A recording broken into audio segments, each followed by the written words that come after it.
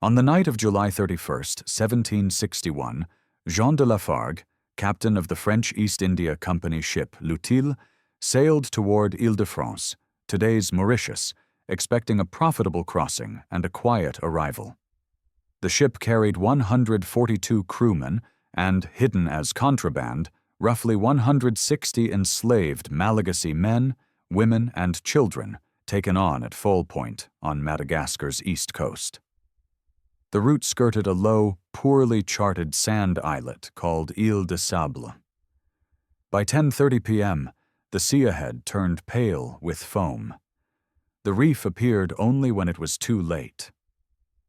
In minutes, a voyage meant for commerce turned into a long experiment in abandonment. Who would be allowed to leave, and who would be left to endure a place that did not forgive? L'Utile was not built as a slave ship. It was a transport vessel. Wooden ribs meant for cargo are not human bodies. Yet that distinction offered no mercy once the enslaved were forced below deck into heat, darkness, and air that thinned with every hour. Lafargue had been ordered not to bring enslaved people back to the colony. War with Britain made supplies scarce, and the governor of Mauritius wanted no extra mouths. Lafargue treated the prohibition the way men treated rules that threatened profit, as something to maneuver around. The illegal purchase, the clandestine loading, and the decision to take a less frequented route past a half-remembered island were not dramatic villainy. They were administrative choices, made at desks and on quarterdecks, that later behaved like weather, indifferent, everywhere, impossible to argue with. On July 27th, 1761, the ship sailed from Madagascar heavy with living cargo. Or the crew had two charts that did not agree on where Ile de Sable sat in the ocean. One chart suggested safety, the other hinted at danger. In the log account later cited by historians, the ship's pilot warned of the risk and urged a change of course for the night. Lafargue reportedly dismissed him and pressed on. The decision was not a single act of madness. It was impatience, certainty, and the quiet intoxication of command. The island itself was almost nothing, an absence masquerading as land.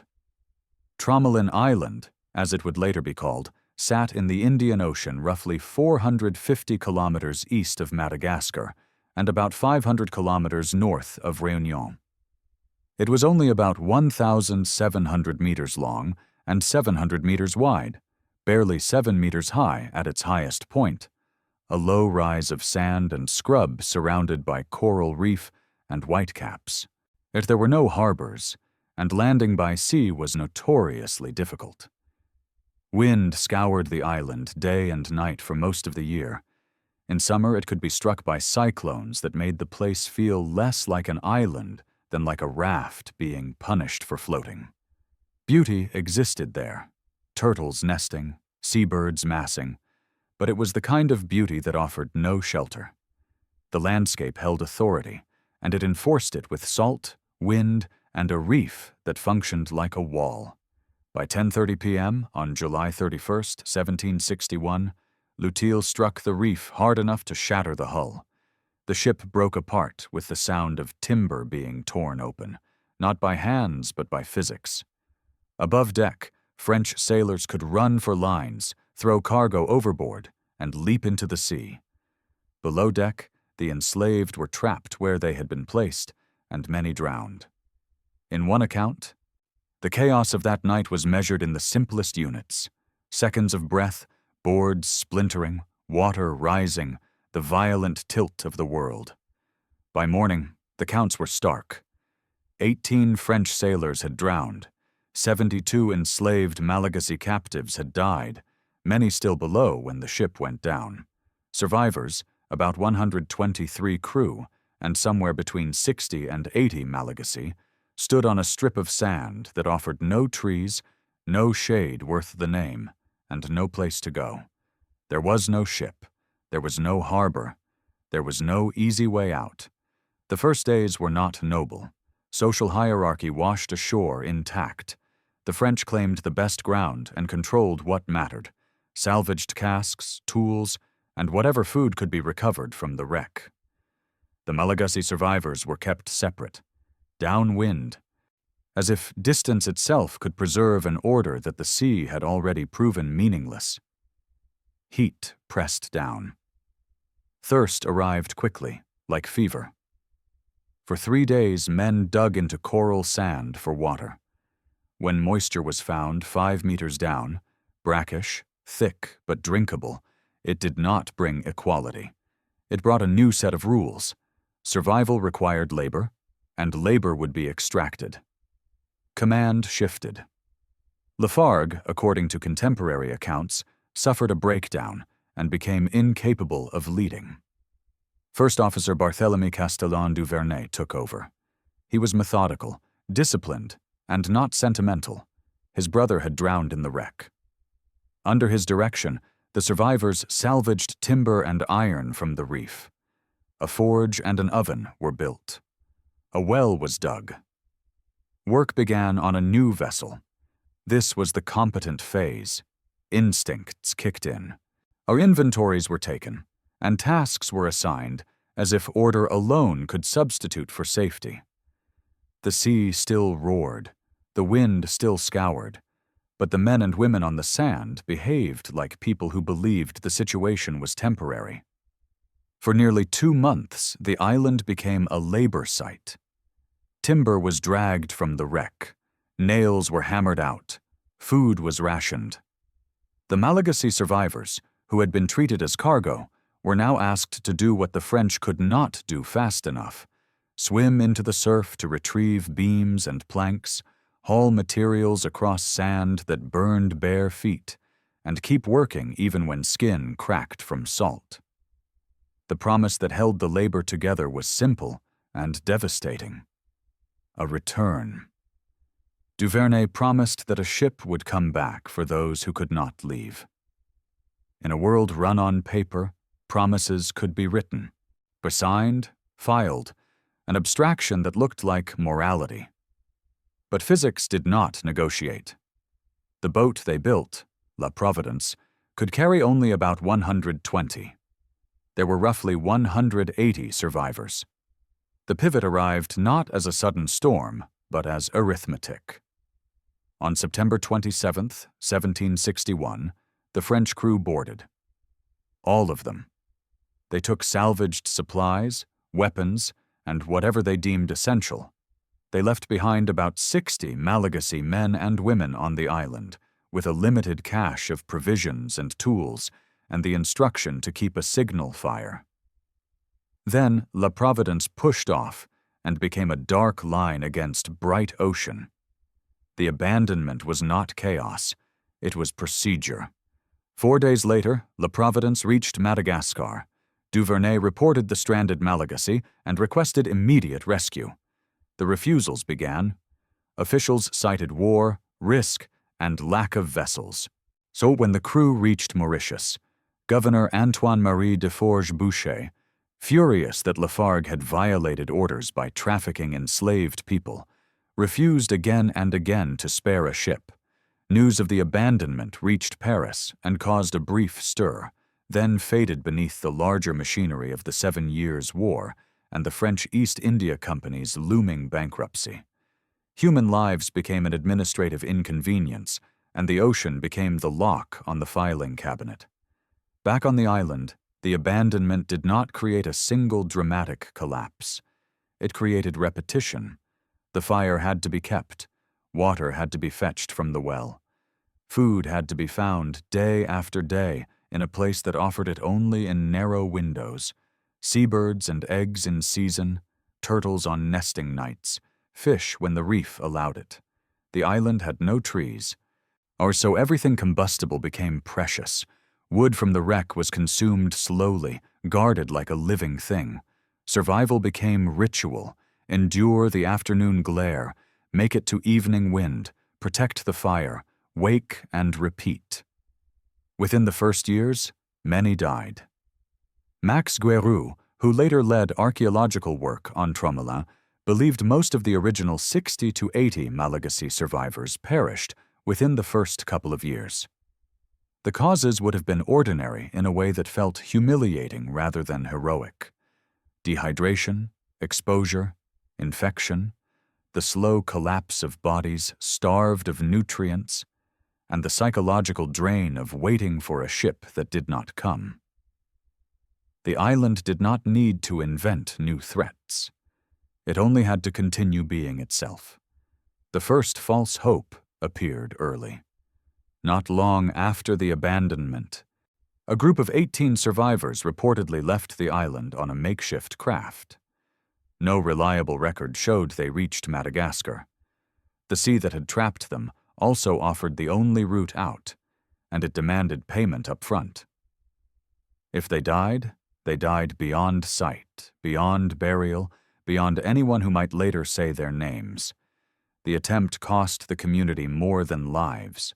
It cost materials, timber, cloth, rope, resources that could not be replaced on an island of sand and coral.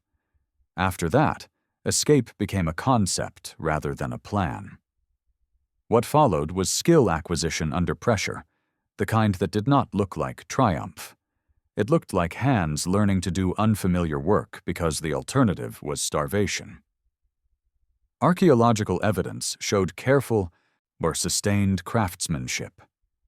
Copper bowls and plates salvaged from the wreck were repaired repeatedly, some up to 8 times, using drilled holes and makeshift rivets hammered into place.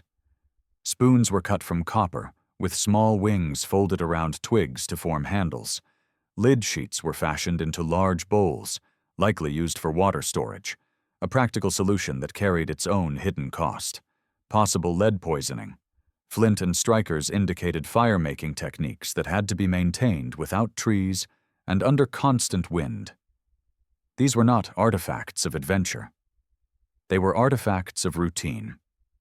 By 8 a.m. on many mornings, though no one there had a clock, only sun and habit, the same problems returned. The wind blew sand into eyes and mouths, grinding teeth with grit. Salt-coated skin and utensils alike. The well's water, while life-saving, was never pleasant. Cooking meant tending flame against gusts that could kill it in seconds. Each day required small repairs, patching shelters, securing stacked coral, moving items higher when storms threatened. The environment did not attack once. It imposed conditions, and those conditions did the work over time. The shelters changed.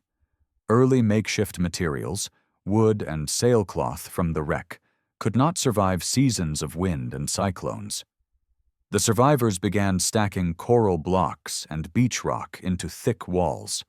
Archaeologists later found intact oval and rectangular structures, including what appeared to have been a kitchen area with neatly arranged utensils.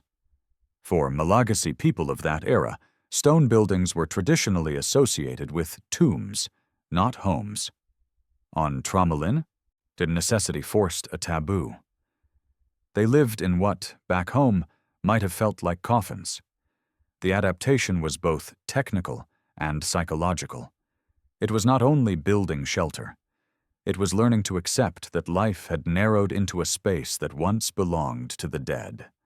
Meanwhile, far from the sandbar, where the survivors clung to routine, the outside world processed their existence as correspondence. Duvernay wrote letters and petitions for years. The abandonment reached Paris and stirred debate briefly, then was drowned by war and finance. Only in 1772 did the French Minister of Marine Affairs agree to send a ship. Bureaucracy did not deny that people were stranded. It denied urgency. The delay itself became a kind of weather system, slow-moving, unstoppable, lethal. By 1775, a ship called La Sauterelle reached the vicinity and attempted to send a small boat. The reef destroyed it. One man swam back to the ship. Another swam to the island and was left there when the ship pulled away. 2 more ships followed and also failed to make landfall. On the island, this was the second false hope. Proof that the world could find them. immediately followed by the realization that finding was not the same as saving. The reef remained the island's true coastline, a barrier of white water that could turn rescue into wreckage in seconds. Time compressed, and then stretched again. By around 1770, reports suggested only about 15 survivors remained.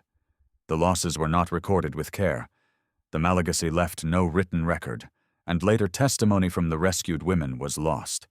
Their archaeology carried the weight that documents did not. Bird bones, 18,000 of them in one analysis, showed sustained hunting of sooty terns, eggs gathered, fish consumed despite difficult shoreline access.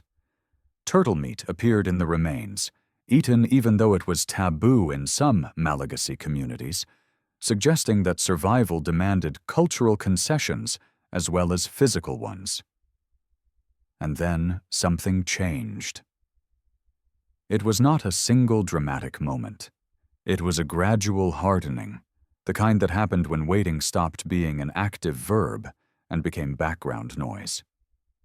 The survivors began building not just shelter, but a small community, clustered structures sharing walls, repairs made after cyclones, tools stored, utensils stacked as if meals still mattered, jewelry, rings, bracelets, a coin worn as a pendant, appeared among the finds, and along with a metal comb tip, associated in Malagasy tradition with personal relationships. The act of making something unnecessary was, in a place like Tromelin, a way of insisting they were still human. The third false hope arrived in the form of one last attempt to leave. Months before final rescue, 3 men and 3 women, along with the stranded French sailor, departed on a raft with a sail woven from feathers. They were never heard from again. The sequence was brutal. Setup, warning, departure, disappearance. The sea took them without drama. When the raft vanished, it left behind only women and a child. The community's center collapsed inward. There were fewer bodies to divide work, fewer voices to argue, fewer chances for luck. By late 1776, the island held 7 women and an 8-month-old boy. But this was the emotional nadir, not because it was loud, but because it was quiet. Their world had narrowed to coral walls, a well, a fire, and the horizon. They had watched men vanish into water, watched children die, watched ships arrive and fail. Yet each day someone still tended flame. Not because it was inspiring, because it was required. On November 29, 1776, a French corvette named La Dauphine, commanded by Jacques-Marie Boudin de Tromelin de la Nougouille, made contact with the island and finally reached the survivors. The trigger was not a miracle.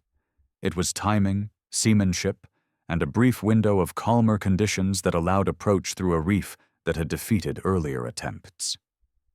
The women, according to later descriptions, wore garments woven from feathers, skirts and shawls made with care in a place that offered no dignity unless you manufactured it yourself.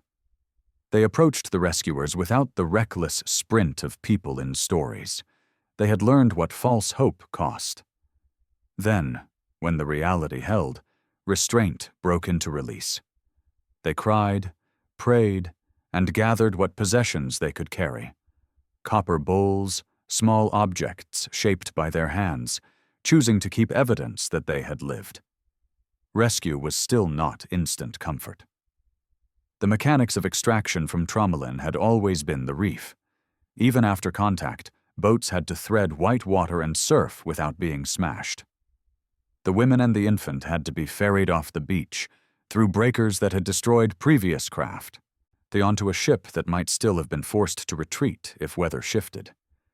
The delay between being seen and being safely away could still have been measured in hours of tense waiting, scanning wind direction and wave sets like gamblers reading cards. Tromelin Island had punished mistakes for 15 years.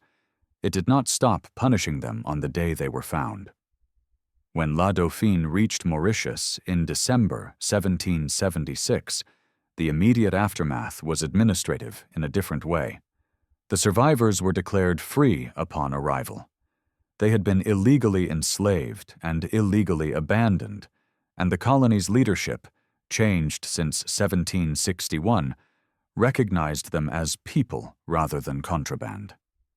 The intendant Jacques Maillard Dumel took in 3 of them: the infant, his mother, and his grandmother. The child was baptized and renamed. His mother, whose Malagasy name was recorded as Semiavou, was renamed Eve. The grandmother was dubbed Dauphine.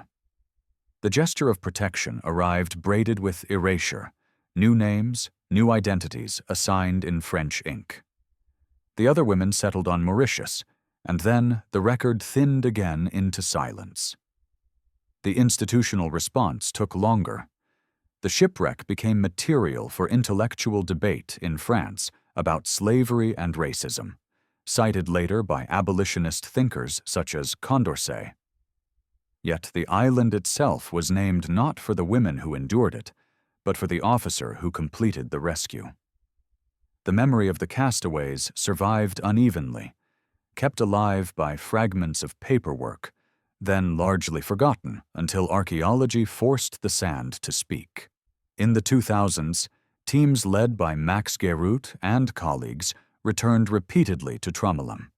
2006, 2008, 2010, or 2013, excavating structures and objects that confirmed long-term survival, repaired copper bowls, carefully made spoons, domestic spaces preserved beneath sand.